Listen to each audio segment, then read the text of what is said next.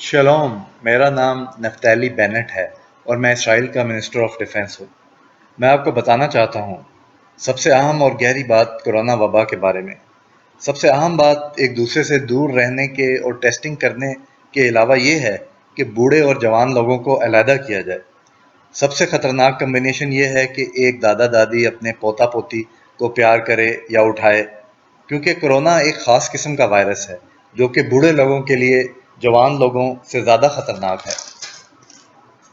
کافی ملکوں میں زیرو جوان لوگ فوت ہوئے ہیں۔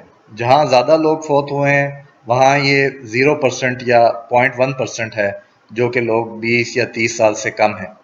جبکہ بوڑھے لوگ جو کہ 70 یا 80 سال سے زیادہ عمر کے ہیں، ان میں 5 میں سے ایک یا 7 میں سے ایک لوگ فوت ہوئے ہیں جن کو انفیکشن ہوا تھا۔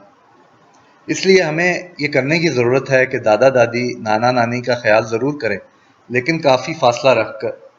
واٹس ایپ اور اسکائپ استعمال کریں، کھانا لے کے جائیں، ان کو دیں مگر گھر میں داخل نہ ہوں، ان کو گلے نہ لگائیں، کیونکہ ایسا کرنا آپ کو ان کو خطرے میں ڈال دے گا۔ آپ کا ایسا کرنا ان کو خطرے میں ڈال دے گا۔ تو مجھ سے لوگ پوچھتے ہیں کہ بوڑھے لوگوں کا کیا ہمیشہ کے لیے اکیلا چھوڑ دیا جائے گا؟ میرا جواب ہے نہیں۔ اگلے کچھ مہینوں میں یہ ہوگا کہ زیادہ تر لوگوں تک انفیکشن پہنچ جائے گا۔ بہت سے لوگوں کو پتہ بھی نہیں چلے گا کہ وائرس ان میں موجود ہے، اور اس کے بعد 3 سے 4 ہفتوں میں ان کے جسم میں قدرتی مدافعت یعنی امیونٹی پیدا ہو جائے گی۔ جب یہ 60 یا 70% آبادی پر پہنچے گا جو کہ امیون ہو چکی ہے، تو یہ وبا ختم ہو جائے گی اور اب دادا دادی نانا نانی باہر آ سکتے ہیں۔